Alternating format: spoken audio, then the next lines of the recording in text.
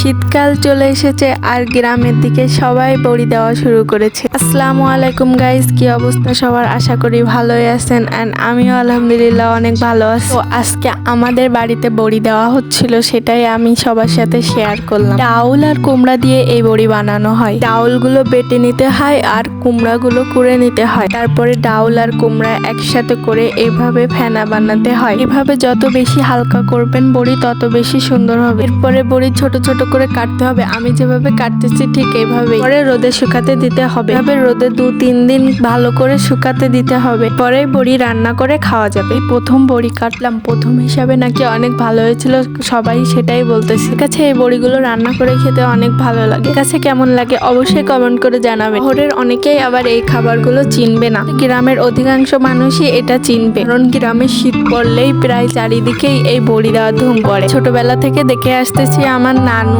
আম্মু অনেক সকালে ভোরে ঘুম থেকে উঠেই বড়ি দেওয়া শুরু করে, কারণ প্রথম দিকে বড়ি দেওয়ার সময় অনেক বেশি রোদের দরকার হয়, জন্য সকালবেলা ভোরে উঠেই সবাই বড়ি দেওয়া শুরু করে। আমার 2টা নানু, আমার খালামণি আর আমি এই 4 জন মিলে বড়ি দিচ্ছিলাম। তো এখানে তো আমার কথা না বলারই মতন, কারণ আমি হচ্ছে নতুন মানুষ না, আমি নানু খালামণিদের মতো সুন্দর করে বড়ি দিতে পারি, আর না আমি তাদের মতো তাড়াতাড়ি করে বড়ি দিতে পারি। তো সেদিক থেকে আমার কথা বলতে গেলে না বলাই ভালো। পরেও আমার বড়ি দেওয়া নাকি ভালোই হচ্ছিল, ভাই সেটাই বলতেছিল, জন্য আমি প্রথম থেকে আমার নানু এবং খালামণিদের সাথে বড়ি দিয়েছিলাম।